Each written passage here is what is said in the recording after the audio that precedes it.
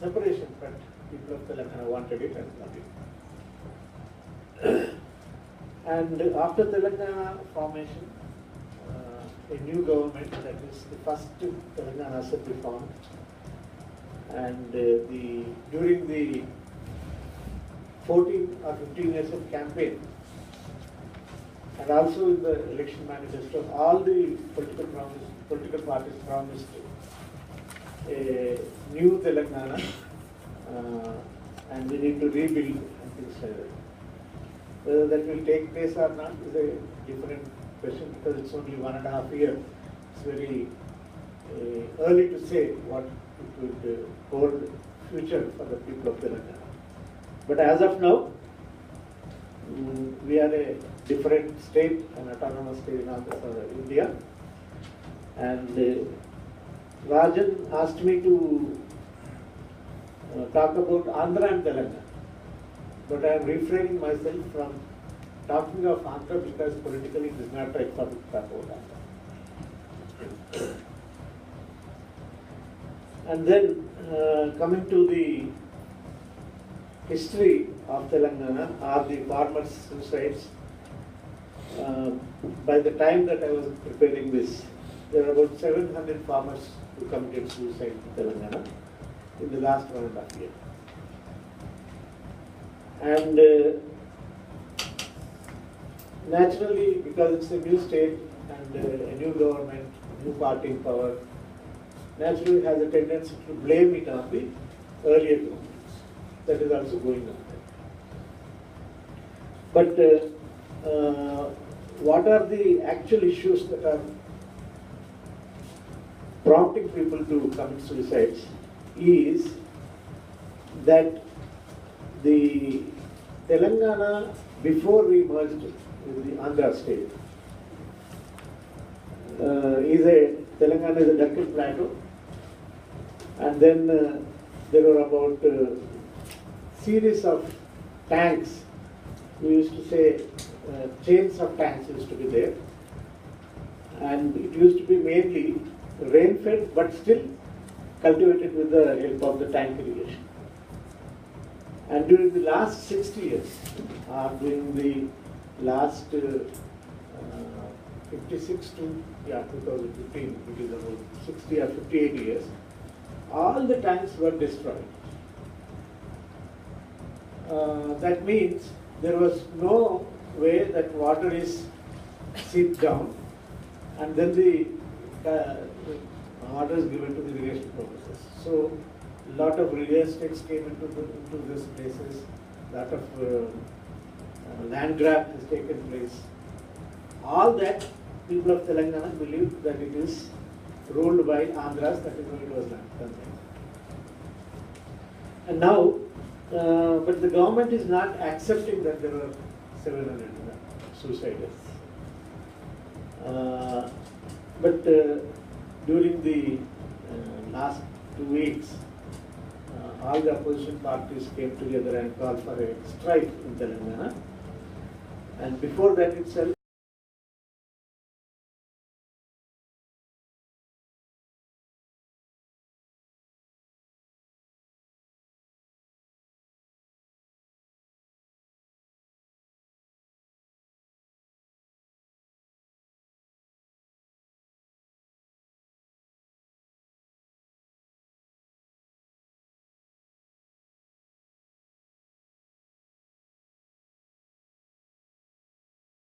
of why the government has failed to take care of these things, because there are so many issues, but still government in present time is responsible for everything. So the agricultural department, who actually used to supposed to guide the people of what to cultivate and what not to cultivate and in what kind of quantum and things like that, never bothered about the suicide because they have never felt the responsibility. So as a result, the government of the High Court of Andhra Pradesh, which is Telangana Andhra, it's a giant court, they have asked why these suicides are taking place. Who is responsible? Is the department answerable or accountable to the people or not? Why are you not bringing any report So naturally, government got a little shaky, and then Department of Agriculture recently had a survey of about 108 families of 134 identified. So most of the reasons people are talking about is the pattern of agriculture. The agriculture basically, Telangana used to have dry crops mainly. Now it is all intensified irrigation crops. Whether it is rice, whether it is cotton, whether it is all. We in Telangana say once we used to have food crops, later on we went into cash crops. Now people have gone into commercial crops. So there is no relativity of maintaining or balancing the farmers. This is one reason. And the other reason is during the Nizam time, however bad the governance was, but the land was in the state. So land used to be assigned to different communities for different purposes. But once it is merged with the Andhra, all those things have gone and land became private. So naturally, who were Deshmukhs are the people who used to collect taxes on a larger scale. We have this name Patwari. I don't know what you call in Kerala, Tamil Nadu, Karnataka is Patwari. So all those Patwaris became landowners. As a result, the huge chunks of lands in the rural areas are in the name of one Patwari or second Patwari, like that. So the so-called government land, or the land which was supposed to be with the government, became private land. And then now, because of the PWG movement in 69, Telangana movement in 69, and later on, all the landlords migrate to cities. That means there is absentee landlordism. They don't stay there, but they give the land to the somebody. They don't even have official tenants. They collect taxes or collect money from the people who are in possession of that, and the people who are in the possession of the land will have to take loans and also repay the loans and then things like that. So it is a vicious cycle that was played out. And added to that, the BT cotton, in 2002 it was implemented in Andhra Pradesh, also in Andhra Pradesh.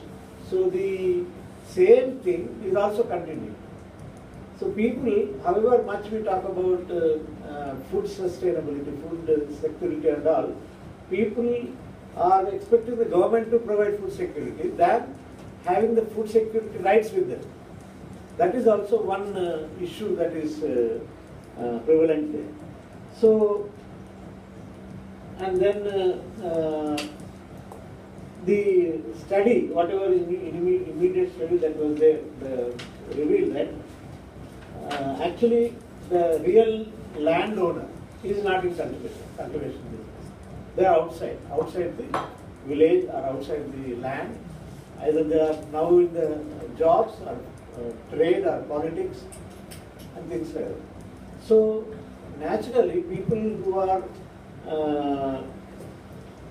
taken land on lease, they do not get loans from the banks because they are not the title owners. Yeah, they are not the owners. And then, as a result, to get into cultivation, they have to seek loans from the private banks. The other reason that was that has come out is drilling of bore wells deeper and deeper, and also that indebtedness is also on there. And the governments are, in the election manifestos, the governments are speaking as we will, when we come to power, we will waive the loans. So banks are taking care that they are not giving further loans. So these are the issues, and then also the growing family disputes because of the need to meet the health and education expenses, inability to pay the children's education loans and so on and so forth. And the most of the suicides which took place are below the age group of 50. And the interesting thing is, many of these suicides are from the OBC community, not from the OBC community. Not from the Dalit communities, not the uppers, higher. So, what actually that tells is, the Dalit communities, on one hand, they don't have land, because they don't need to commit suicide. If at all they die of hunger, but not because of suicide. So, this phenomena, I think I believe personally that it is an ongoing phenomena from the 1960s. Somebody was talking about M.S. Swaminathan, I think you were talking. I think he is cause for the entire thing. And now conveniently he shifted his entire discourse into some other thing. But there are also experiments done by one group called SERP. SERP is a Society for Elimination of Rural Poverty. It's a government, quasi-government organization. They are talking to people of intercropping, not go on monocrop things like that. In some areas, people are understanding it and people are trying to follow it. By this, what we are also saying is, you improve your income, but get back to the traditional agricultural practices rather than going more and more into using of pesticides and fertilizer things like that.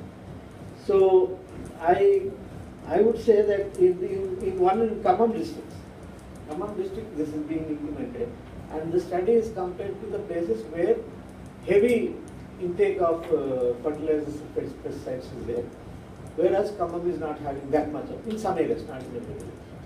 So there is a comparative betterment in the farming practices that will take place. Maybe we need to expand that to a lot of area. And then one minus thing we have is the Dattata is adoption. New terminologies are coming.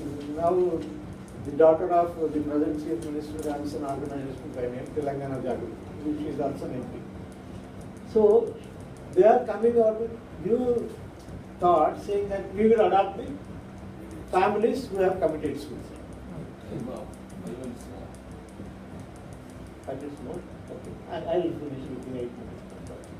So that means, as Palak was saying, how do we understand that? Is it an extra sympathy or a domination that you have nothing and taking you into adoption? So these new dynamics are also coming up. We still need to find a lot of answers for this. Because now, since it's a new state, not many studies are also doing that. I think this gives us an opportunity, particularly for our organization opportunity, go deeper. This is only for a discussion I brought. I think we need to develop it further and things further. And in a conclusion, what I personally believe is most of the crisis in agriculture and agricultural relationships is primarily because we have lost the spirituality aspects of treating the land, water, forest and minerals, primarily, and other creatures, as if somebody was, I think, Rayappa was talking that all the creatures are equal. But we have taken an upward understanding that we are superior, we are the crown of the creation, and we have started meddling with their affairs also. So actually, humankind has been expected and vested with the responsibility to take care of the nature as stewards and pass on to the next generations. But we have taken the responsibility, or we have taken the ownership of everything, and now we have undermined the nature and also the Almighty that is responsible for all the creation. And once humans definitely were fighting with the nature, whether it is wild life or But later on, humans understood that, but now humans have gained control over the entire thing, which has to be altered. This is a small presentation that I have, and then even the land holding pattern also. I have tried to do that, but I think we need to relook at it. This is the land holding pattern. Giant land holding is about 5,50,000 families. And Dalits and STs, as I said, STs had land, but they are losing it out because of the corporate interventions and all. And one positive aspect of the present government is they are willing to buy land for the Dalits to the tune of 3 acres if they do not have any land. And they are willing to spend about 2 lakhs rupees to 7 lakhs per acre and see that that land is given to the family and keep them engaged in agricultural activities. So what we are proposing to that is that they have so far about 1,500 families were given that land. So we are trying to identify those farmers and talk to them that they should not get into the cash crops or commercial crops, but adopt the traditional agricultural practices. Conceptually, it is not right thing for the government to buy on land, because the government can distribute land by acquiring from the people who have more. But at least in Telangana we have that kind of a thing, and where the land reforms have yet to be seen light, I think we feel that this is something is better than nothing. So I stop here. Thank you.